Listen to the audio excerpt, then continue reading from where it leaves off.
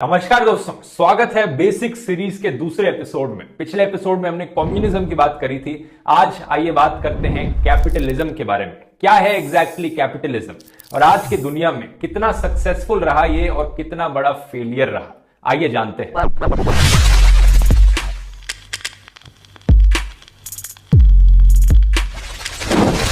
दोस्तों, कैपिटलिज्म शब्द आता है कैपिटल से और कैपिटल का मतलब है पैसा या किसी भी तरह की वेल्थ। अगर आपके पास कोई घर है, गाड़ी है या जमीन है तो ये सब आपके कैपिटल हो। पिछले वीडियो में मैंने आपको कम्युनिज्म की बेसिक डेफिनेशन बताई थी कि ये एक ऐसी सोसाइटी है जहां पर हर इंसान अपनी क्षमता के हिसाब से काम करेगा और उन्हें अपनी जरूरत के हिसाब से चीजें मिलेंगी।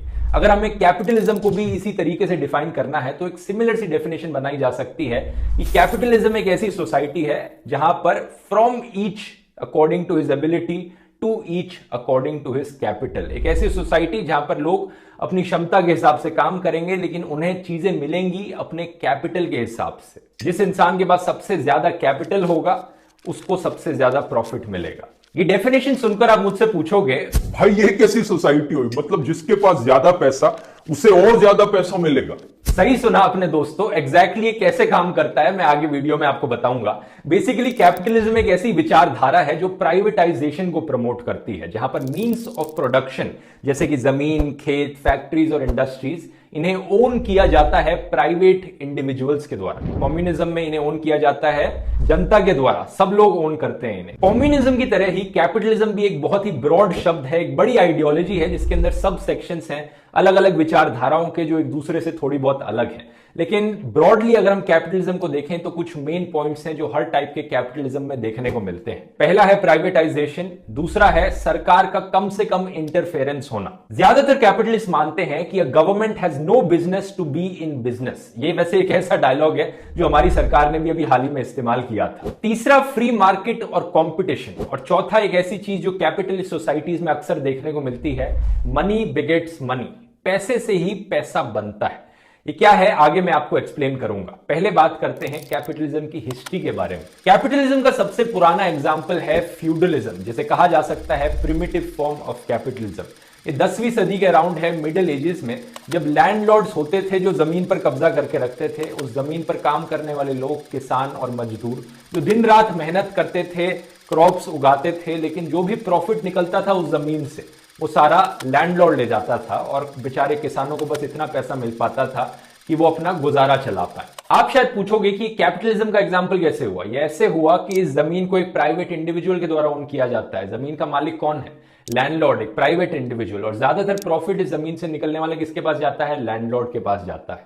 आज के दिन कैपिटलिज्म भी कुछ इसी तरीके से ही काम करता है।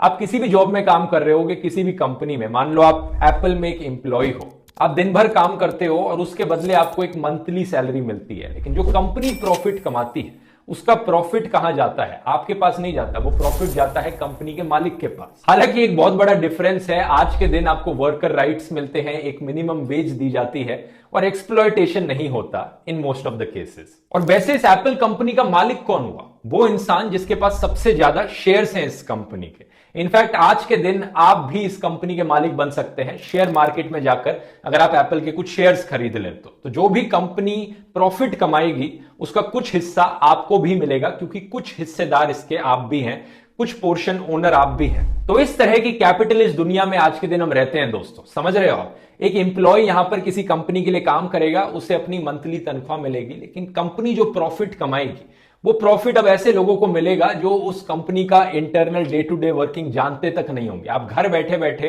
उस कंपनी से निकलने वाला प्रॉफिट कमा सकते हैं अगर आप उसमें इन्वेस्ट कर ले तो। और इन्वेस्ट कौन कर सकता है? जिसके पास पहले से ही पैसा होगा। तो जैसा मैंने कहा था, पैसे से ही पैसा बनता है। जिसके पास सबसे ज्यादा पैसा होगा इस कैपिटलिस्ट दुनिया में, वो अपना पैसा और आसानी से बना सकता है ऐसी कंपनीज में इन्वेस्ट करके उनका प्रॉफिट ले जाकर। इस मॉडर्न कैपिटलिज्म की शुरुआत हुई थी दोस्तों 16th और 17th सेंचुरी में ब्रिटेन और नेदरलैंड्स में। दुनिया का पहला स्टॉक एक्सचेंज था एम्स्टरडैम स्टॉक एक्सचेंज, जहां पर पहली कंपनी लिस्ट करी गई थी, डच ईस्ट इंडिया कंपनी 1602 में। जहां एक तरफ कम्युनिज्म के लिए कार्ल मार्क्स है, वहीं दूसरी तरफ कैपिटलिज्म के लिए हैं एडम स्मिथ, जो कि हैं फादर ऑफ कैपिटलिज्म। इन्होंने ईयर 1776 में एक किताब लिखी थी, द वेल्थ ऑफ नेशंस। इस किताब में इन्होंने एक पॉलिसी की बात करी थी, लेसे फेयर, जो कि फ्रेंच शब्द है। इसका लिटरली मतलब है लीव अलोन, यानी सरकार को, इकोनॉमी को लीव अलोन कर देना चाहिए, छोड़ देना चाहिए, दखल अंदाजी नहीं करनी चाहिए। यहीं से ही फ्री मार्केट कैपिटलिज्म की शुरुआत हुई। मान लो आप एक पिज्जा बनाने का रेस्टोरेंट खोलते हो और आपके साइड वाला पड़ोसी भी अपना एक पिज्जा बनाने का रेस्टोरेंट खोलता है। अब अगर कोई तीसरा बंदा आके बीच में टांग ना अड़ाए तो आप दोनों के बीच में एक बड़ा ही इंटरेस्टिंग और फेयर कंपटीशन यहां पर बना रहेगा कि कौन ज्यादा अच्छा पिज्जा बना सकता है, कौन कस्टमर्स को यहां पर कम दाम में सबसे अच्छी क्वालिटी का पिज्जा दे सकता है। आप दोनों एक दूसरे से कंपीट करने की कोशिश करोगे कि मैं ये चेंज ला देता हूं, इससे मेरा टेस्ट ज्यादा अच्छा हो जाएगा, मैं ये रेसिपी बनाकर दूंगा। तो इस कंपटीशन की वजह से आप दोनों इनोवेट करोगे, नई नई चीजें, तरीके सोचने की कोशिश करोगे कि कैसे पिज्जा को और अच्छा बनाया जा सकता है और कम दाम पर बेचा जा सकता है। एडम स्मिथ की राय में यही कंपटीशन है फ्री मार्केट का इनविजिबल हैंड। यहां पर कोई आपसे जबरदस्ती नहीं कर रहा कि आप अच्छा पिज्जा बना, लेकिन मार्केट की सिचुएशन आपको यहां पर मजबूर कर रही है कि आप यहां पर इनोवेट करोगे और अच्छा पिज्जा बनाओगे। आप तो बस अपने सेल्फ इंटरेस्ट में काम कर रहे हो। आपको क्या है, आपको अपना रेस्टोरेंट अच्छा चलाना है, ज्यादा से ज्यादा प्रॉफिट कमाना है, अपने पड़ोसी से ज्यादा अच्छा काम करना है, लेकिन आप अपने सेल्फ इंटरेस्ट में काम कर रहे हो। यही बाकियों के लिए भी अच्छा हो रहा है, सोसाइटी के इंटरेस्ट के लिए यही अच्छा है कि आप अपने सेल्फ इंटरेस्ट के लिए काम करो। यही है एडम स्मिथ की फिलॉसफी। अब अपने पिज्जा के रेस्टोरेंट को और एफिशिएंट बनाने के लिए आप धीरे धीरे रियलाइज करोगे कि सब काम खुद से करना अच्छा नहीं है। अगर आप खुद से यहां पर लोगों के ऑर्डर लेने बैठ गए, पिज्जा बनाने बैठ गए, तो बहुत समय लग जाएगा। बेहतर यही है कि कुछ लोगों को हायर कर लिया जाए। एक इंसान जो फ्रंट डेस्क पर बैठ के लोगों के ऑर्डर लेगा, एक इंसान जो पिज्जा बनाएगा, पिज्जा के लिए इंग्रेडिएंट्स लेकर आएगा, एक इंसान होगा जो टॉपिंग्स डाल के पिज्जा को ओवन में डालेगा, और एक इंसान का काम होगा पिज्जा को डिलीवर करने का। तो ये हो गया डिवीजन ऑफ लेबर। हर इंसान अपनी एक चीज में स्पेशलाइज कर रहा है और इसी स्पेशलाइजेशन की वजह से प्रोडक्टिविटी और एफिशिएंसी बहुत तेजी से ज्यादा बढ़ रही है। एडम स्मिथ ने इसकी भी बात करी है, और यही एक बहुत बड़ा रीजन है दोस्तों कि दुनिया भर में कैपिटलिज्म इतना सक्सेसफुल क्यों हो गया। क्योंकि हर किसी ने रियलाइज किया कि अगर हमें काम और बेहतर करना है और स्पीड से करना है तो हमें डिवीजन ऑफ लेबर करना पड़ेगा यहां पर, और स्पेशलाइजेशन करनी पड़ेगी। एप्पल कंपनी को ही देख लो, अगर आपको एक आईफोन बनाना है यहां पर, अब एक इंसान पूरे आईफोन को बनाने बैठ गया तो सालों लग जाएंगे। लेकिन अगर एक आईफोन को बनाने के लिए यहां पर असेंबली लाइन बनाई गई वर्कर्स की, कि पहला इंसान यहां पर स्क्रीन फिट करेगा, दूसरा इंसान ये स्क्रूज लगाएगा, तो उस असेंबली लाइन से कितनी स्पीड से एक दिन के अंदर कितने आईफोन्स बनाए जा सकते हैं। इन्हीं सारे आइडियाज को इंप्लीमेंट करके दोस्तों इंडस्ट्रियल रेवोल्यूशन की शुरुआत हुई, जहां पर बड़ी बड़ी फैक्ट्रीज एस्टैब्लिश करी गई। और उससे इवेंचुअली हुआ क्या, जिसकी मैंने कम्युनिज्म वाले वीडियो में बात करी, वर्कर्स को घंटों घंटों काम कराया जाता था बुरी कंडीशंस में, एक्सप्लॉयटेशन होती थी वर्कर्स की, जिससे इवेंचुअली कम्युनिस्ट आइडियोलॉजी की शुरुआत हुई। अब इन सारी बातों को सुनकर आपको लगेगा कि कार्ल मार्क्स और एडम स्मिथ तो एक दूसरे के जानी दुश्मन होते होंगे, लेकिन ऐसा नहीं था दोस्तों। रियलिटी में कार्ल मार्क्स ने अपनी एक किताब लिखी थी, दास कैपिटल, जिसमें उन्होंने एडम स्मिथ के कई व्यू पॉइंट से एग्री भी किया था। दोनों के बीच में डेफिनेटली बहुत बड़ी डिसएग्रीमेंट्स थी, लेकिन एक तरह से कह सकते हो कि दोनों सेम सिचुएशन को अलग अलग पर्सपेक्टिव से देख रहे थे। जहां एक तरफ एडम स्मिथ प्रोडक्टिविटी और एफिशिएंसी पर फोकस करते हैं, वहीं दूसरी तरफ कार्ल मार्क्स मानते हैं कि हाँ, डेफिनेटली एफिशिएंसी और प्रोडक्टिविटी बढ़ेगी ये करने से, लेकिन कार्ल मार्क्स का फोकस एक इंडिविजुअल वर्कर पर है। वो कहते हैं कि एक वर्कर एलियनेटेड फील करने लगेगा अगर उसे फैक्ट्री में ऐसे रेपिटेटिव टास्क करवाए जाएंगे कि घंटों घंटों तक, सालों तक एक ही काम बार बार करवाया जाए। वर्कर प्राउड फील नहीं करेगा अपने काम से। एक काम करने वाले मजदूर को लगेगा कि मेरा क्या पर्पस है जिंदगी में, मैं बस एक बड़ी मशीनरी में एक छोटा सा गियर हूं।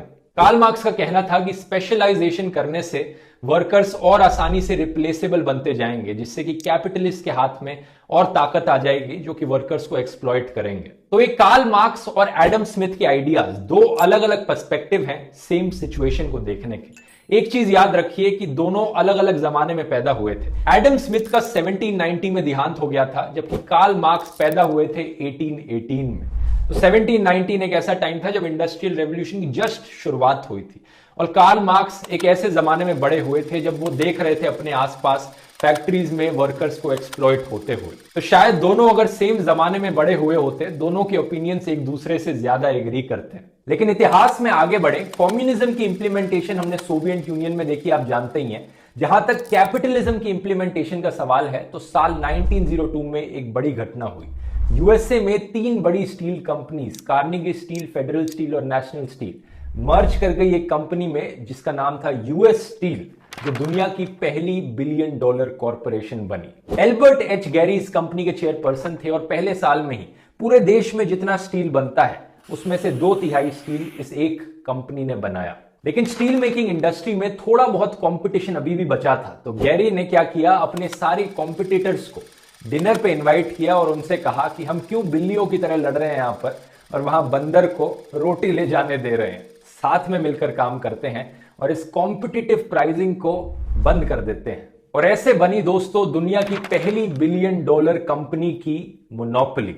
अब एडम स्मिथ की थ्योरी के अकॉर्डिंग यहां पर फ्री मार्केट का जो इनविजिबल हैंड था उसे काम करना चाहिए था और चीजों को अपने आप सही कर देना चाहिए था, लेकिन रियलिटी में ऐसा हुआ नहीं। जब भी मोनोपोली होती है किसी चीज की, किसी एक कंपनी की, तो ये कंज्यूमर्स के लिए, जनता के लिए बहुत बुरी चीज होती है। इमेजिन कीजिए देर रात में एक छोटे से गांव में आप खड़े हैं, टैक्सी का इंतजार कर रहे हैं और जो पास का बड़ा शहर है वो करीब 100-200 किलोमीटर दूर है, लेकिन वहां पर सिर्फ एक टैक्सी मौजूद है। अब आप उस टैक्सी वाले से कहते हैं कि भाई मुझे इस शहर तक ले चल, और वो आपसे आमतौर पर 500 रुपए चार्ज करता सेम डिस्टेंस के लिए, लेकिन वो आपसे कहता है कि नहीं भाई मैं तो यहां पर 50,000 रुपए चार्ज करूंगा अगर मुझे यहां से टैक्सी लेकर जाना है। अब आपके पास कोई ऑप्शन ही नहीं है, यहां पर उस टैक्सी वाले की यहां पर एक मोनोपोली बन गई है। आप एक ऐसी सिचुएशन में फंसे हैं जिससे बाहर निकलने के लिए या तो आप वो ले लें या फिर आप सिचुएशन में फंसे रह जाएंगे, तो आपको मजबूरी में आकर ये पैसे देने ही पड़ते हैं। कैपिटलिज्म में इन एक्स्ट्रा पैसों को प्रॉफिट बुलाया जाता है। कार्ल मार्क्स ने अपनी किताब दास कैपिटल में इसी के रिगार्डिंग एक थ्योरी बताई थी। इस थ्योरी का नाम था the theory of surplus value. अगर मैं यहां पर अपनी एक कंपनी चलाता हूं जो एक प्रोडक्ट बनाती है और उस कंपनी में काम करने वाले आप एक मजदूर हैं जो उस प्रोडक्ट को एक्चुअली में बनाते हैं, मान लीजिए मैं उस प्रोडक्ट को बेचकर 80,000 रुपए का प्रॉफिट कमाता हूं, लेकिन आपको मैं तनख्वाह में 8,000 रुपए देता हूं, तो 80,000 माइनस 8,000 72,000 रुपीज, जिसे हम प्रॉफिट बुलाएंगे। कार्ल मार्क्स इसे सरप्लस वैल्यू करके बुलाते हैं, the value of goods minus the value of labour. जो भी यहां पर सारी सरप्लस वैल्यू प्रॉफिट जनरेट हो रहा है ये सारा मैं ले जाता हूं और आपको बस अपनी तनख्वाह मिलती है। ऐसा अक्सर कैपिटलिज्म में देखने को मिलता है। इसके कई एग्जांपल हो सकते हैं। एक ट्रेडर जो बहुत सस्ते दाम में फसल खरीदता है एक किसान से और मार्केट में जाकर बहुत बड़े दाम पर उसे बेचता है, जो बीच का प्रॉफिट होता है, सरप्लस वैल्यू होती है, वो सारा ट्रेडर ले जाता है। या फिर एक साइंटिस्ट जो किसी वैक्सीन का क्योर डिस्कवर करता है, लेकिन रियलिटी में फार्मा कंपनी उस वैक्सीन को बेचकर मैक्सिमम प्रॉफिट खुद के लिए ले जाती है। या फिर एक सिंगर जो एक्चुअली में गाना गाता है लेकिन ज्यादातर प्रॉफिट एक म्यूजिक लेवल कंपनी ले जाती है। तो कार्ल मार्क्स के अकॉर्डिंग एक ऐसा सिस्टम है जहां पर हर कोई सीढ़ी के ऊपर चढ़ने की कोशिश कर रहा है अपनी एक्सप्लॉयटेशन रोकने के लिए,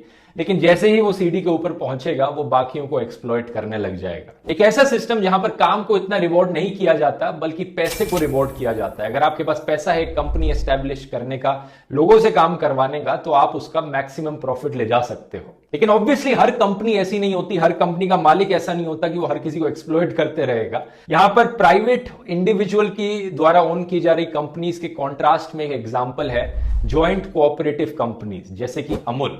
36 लाख से ज्यादा किसान जॉइंट ओनर्स हैं अमूल कोऑपरेटिव के।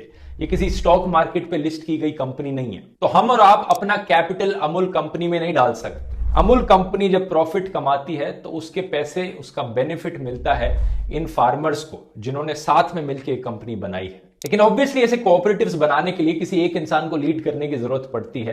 तो अमूल के केस में ये थे त्रिभुवनदास पटेल, जिन्होंने इस कोऑपरेटिव को सेटअप किया था 1946 में under the guidance of Sardar Vallabh भाई पटेल। इसी के रिगार्डिंग एक फिल्म भी बनी है दोस्तों जिसका नाम है मंथन, जो कि इंडिया की पहली क्राउड फंडेड फिल्म थी।